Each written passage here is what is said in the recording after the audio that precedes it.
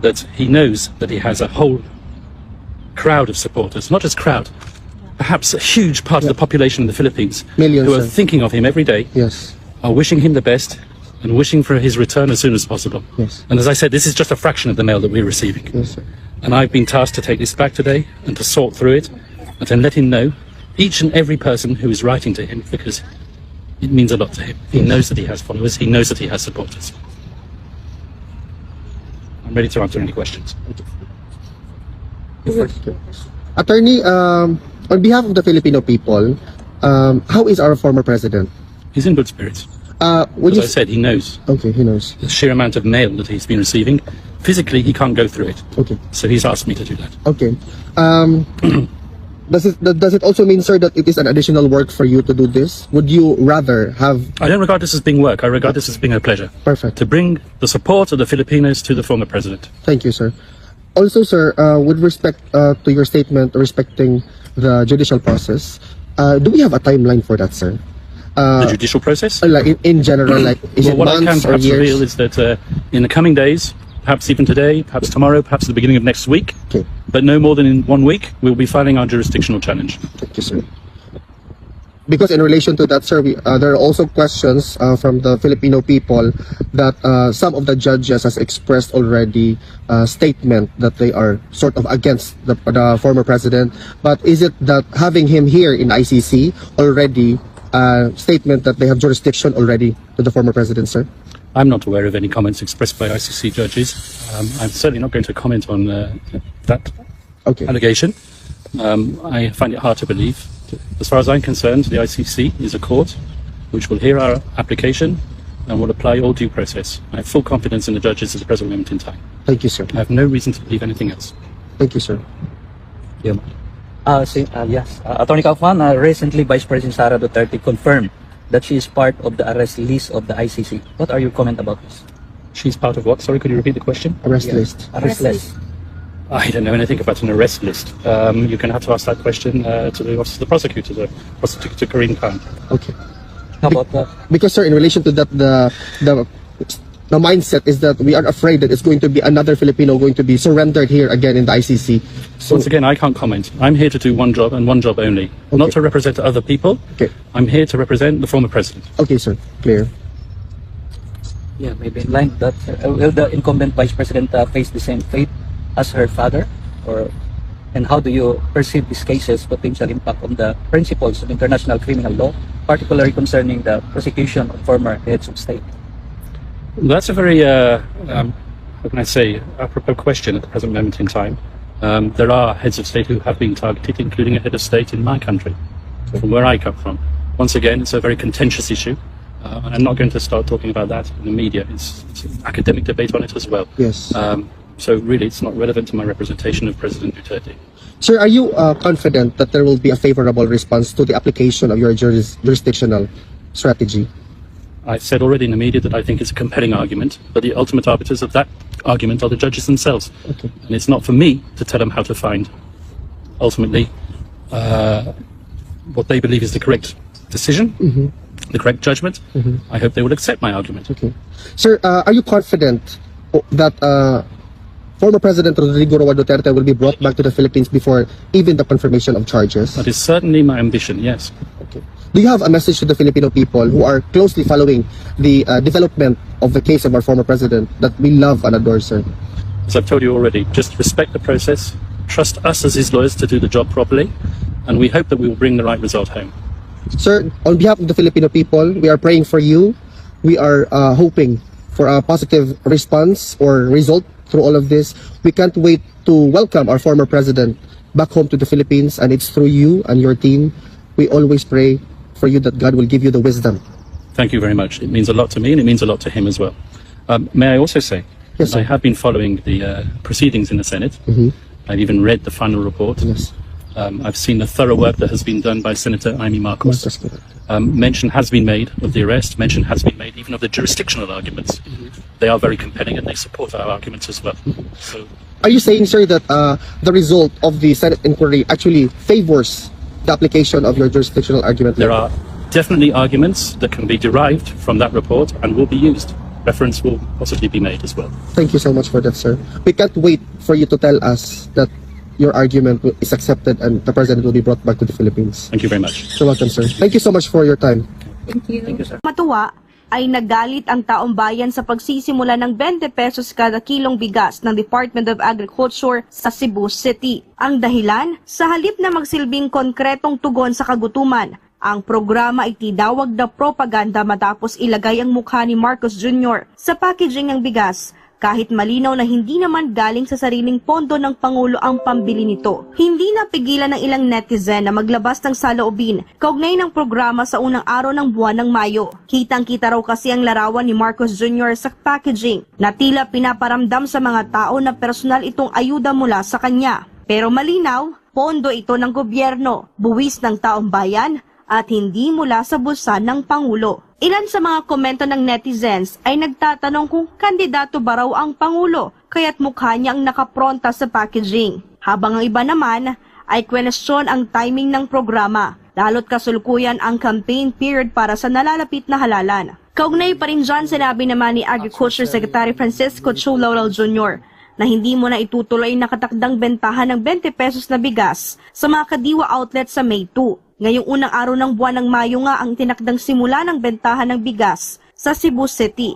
Ngunit isang araw lang ito maaring bilhin ng mga consumer at tanging sa pamamagitan lang ng kadiwa booth. Paano ba naman kasi isinabay ang programa sa panahon ng kampanya kung kailan ipinatutupad ng Commission on Elections o COMELEC ang ayuda ban? Ibig sabihin, kailangan humingi muna ng exemption mula sa COMELEC ang mga lokal na pamahalaan maging ang mga ahensya ng gobyerno. Well, as far as the COMELEC is concerned, hindi pa namin nakukuha yung approval to do, the Cebu government has not yet gotten the approval to do the selling of 20 kilo rice in Cebu. We do the actual selling on May 13 siguro ang target to do. Dismayado raw si Laurel dahil maaantalang bentahan ng bigas at posibleng matenga na naman ang mga supply sa mga bodega. Posibleng maapektuhan ang bilihan ng palay mula sa mga lokal na mga magsasaka. Gayunpaman, nasa 12,000 na mga sako ng bigas ang ibinaba sa kadiwa booth sa Cebu City. Sakaling maubusan ng stock sa unang araw ng bentahan at humarap sa aberyang logistics, may nakahanda raw na alternatibong solusyon ang kalihim. From what I understand, may local stocks din ang Cebu na baka hiramin namin or sa kanila and palitan na lang, or we can actually source out naman even sa local traders din sa Cebu or retailers kung kinakailangan. Para sa Diyos at sa Pilipinas kung mahal, ito si Sheena Torno, SMNI News. Yun. At 20 pesos. Ay, nako, parang RJ, ano masasabi mo dyan? Alam mo, nakakahiya talaga tong gobyerno na to, no? Biruin mo, may pera na kayo ng gobyerno, pero 20 pesos lang ang kinaya nila. Ito pa, timing sa eleksyon, at ang matindi dito, kala mo tumatakbo si Marcos kasi may mukha niya pa eh. Hindi kagaya ni, paris kayo kay Pastor Kibuloy. Biruin mo, eto, sinabi ko nga, may pera na ng gobyerno, 20 pesos lang. Si Pastor Kibuloy, isang kaban, binibigay ng libre. Ganyan katindi. Hindi lang bigas. Hindi lang bigas, may grocery may pa. mga grocery At hindi pa. lang hindi lang basta yung masasabi natin na mumurahin. Hindi, talagang quality. Ganyan katindi yan. Paano pa pag napapasok yan si Pastor sa Senado? Totoo yan. Mas malaki ang may bibigay niya. Ayun na nga. Ito kasing bigas na to, yung 20 pesos na kilo ng bigas na kung iposisyon nila, akala mo, yumaman na Pilipinas. Ito pong lagi natin ipapaalala, may subsidy po na galing sa budget ng gobyerno para maging 20 pesos ang presyo netong bigas na ito. Meaning, binili po nila ng mahal yung bigas dyan sa mga farmers, tapos ibinenta nila ng palugi sa 20 pesos na halaga. Tama lang naman na mailagay ang muka ni Bongbong Marcos dyan sa plastic bag na yan. Kasi plastic din naman siya. So karapat-dapat lang na nandiyan dyan siya sa na yan. Pero tinan mo gumastos na tayo doon sa bigas itself. Gumastos pa tayo sa pag-imprenta ng kakapalan ng pagmumuka nitong presidente Yes. natin na mailagay dyan. Promise fulfilled. Ang tanong, Pwede. gaano katagal? Pwede ba magmura? Ha? Pwede Bawal. ba Bawal lang. Pero yun ang lagi nating sinasabi na subsidized na ng gobyerno. Lugi ang gobyerno dyan. Sa bawat isang kilong bigas na nabibili at ibinibenta dyan sa Cebu, merong pera ng gobyerno na nasasayang na dapat napupunta sa mas magandang mga proyekto. Correct.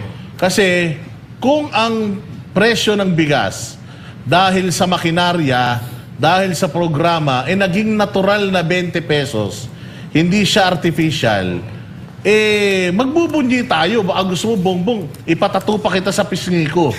Oo. Kaya lang hindi Pinipeke ninyo yung pinipeke ninyo yung mga tao, binubudol ninyo yung mga tao Hindi ba? 20 pesos nga ang benta, pero sa kabila naman nun, nalugi naman tayo. Kasi imagine kung nabili natin to ng 30. Itong bigas na ito, tapos ibinenta natin ng 20. Lugi tayo. So, lugi tayo. Ang masaklap nito, taxpayers' money, Correct. yung ginastos natin para mabili ito, at ibinenta natin dun sa mga nagbabayad ng buwis.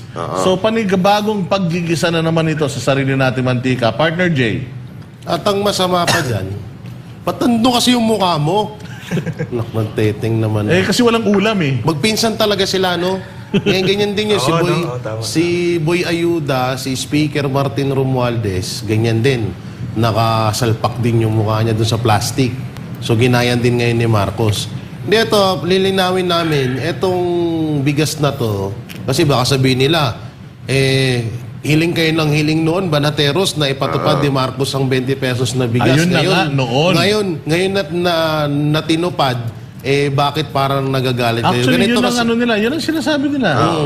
So, ganito kasi yan. Una-una kasi dyan, ang maunang maapektuhan po dyan, yung mga kababayan nating mga magsasaka, na dapat, tapos ito pa, yung pera nga ng tax, yung mga nagbabayad ng buwis, parang ginisan na nga ulit tayo sa sarili nating mantika dyan.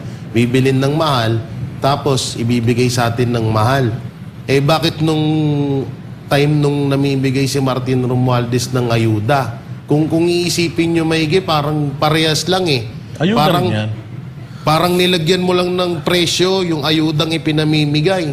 At ang pinakamalupit pa dito, yung iba nga nagre-reklamo.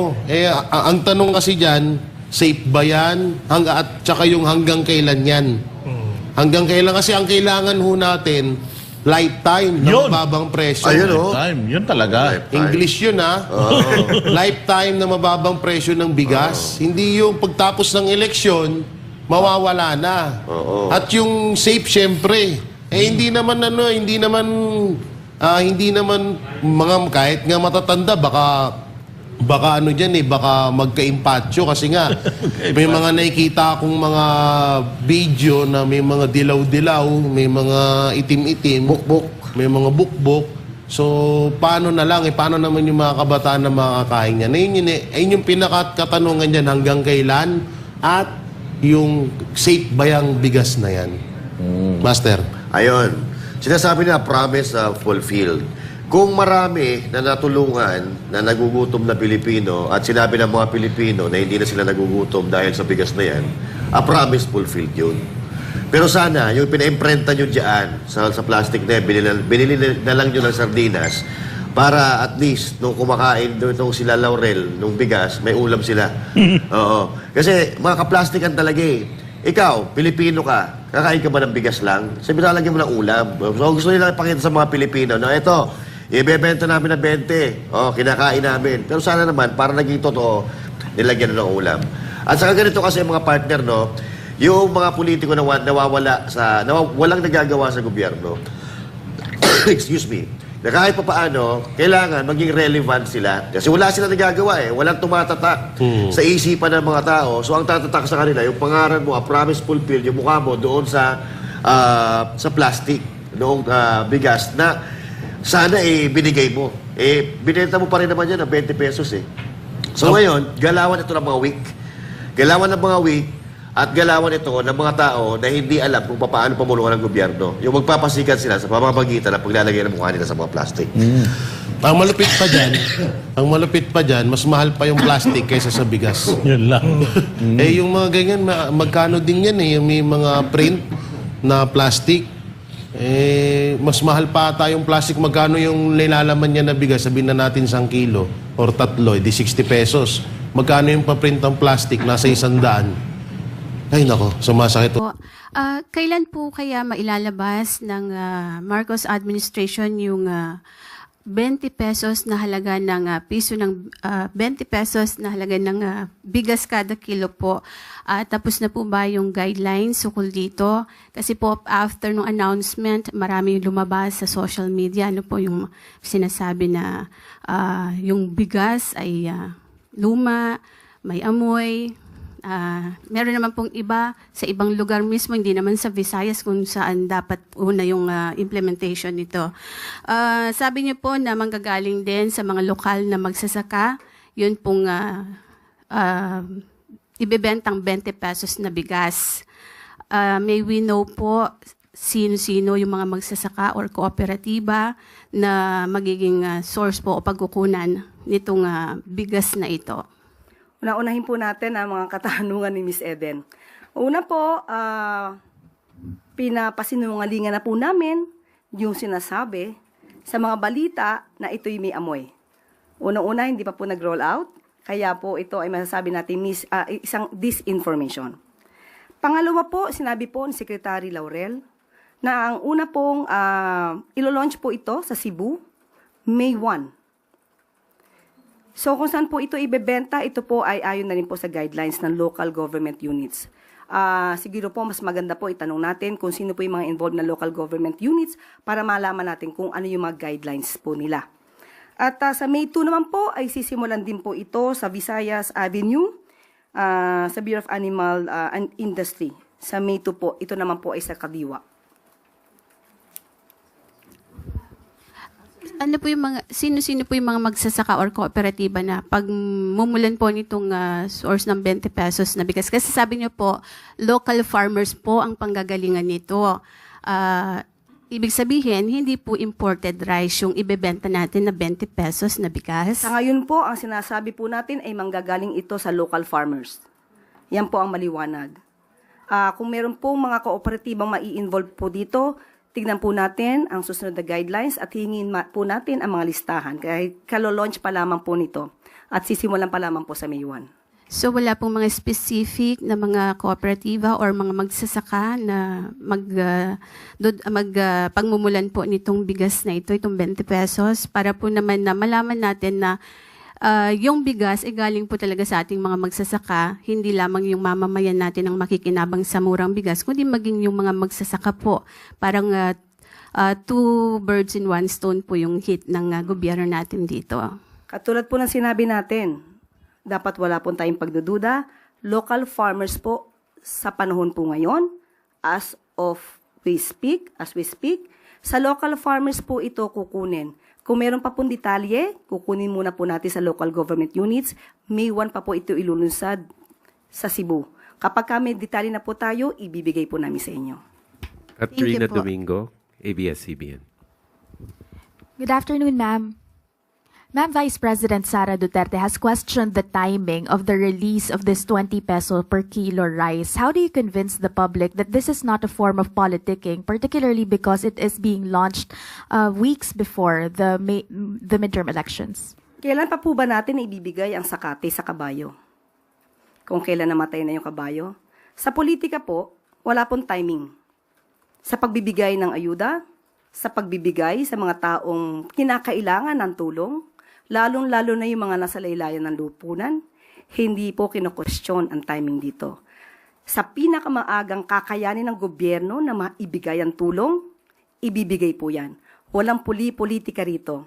Malamang sinasabi lamang ito para muling bigyan ng negatibong epekto ang isinasagawa ng Pangulo para matupad ang 20 pesos kada kilo na bigas. Why wasn't it possible for the government to launch it way earlier, considering that this was a promise made during 2022, around 3 years ago? Obviously, hindi naman po sa isang click ng kamay ay maigagawa ito, ay maisasagawa ito. Lahat po ay kailangan magtulong-tulong. Katulad po nito, may mga Visayas governors na nagbigay ng kanilang pagsang-ayon para makapagbigay din po ng subsidiya kasama po ang national government. Yan po ay inaaral, hindi po ito basta-basta isinasagawa. Dapat po malinis ang pagkakagawa para po mas magandang maibigay at kung kakayaning magtuloy-tuloy talaga ang proyektong ito ng Pangulo, ay dapat pong gawin lamang. Ma'am, final question from my end. How sustainable, how confident are you with regard to the sustainability of this project, considering that the government is subsidizing a big portion of the amount and it's not the actual cost of production for farmers? Yan naman po ay sinasabi na masusustain hanggat December. Ito pong taon ng December. At ang pinag-uusapan po ngayon ay sa susunod na taon ay maaaring maisama na po ito sa budget. Heidi Sampang, FEBC.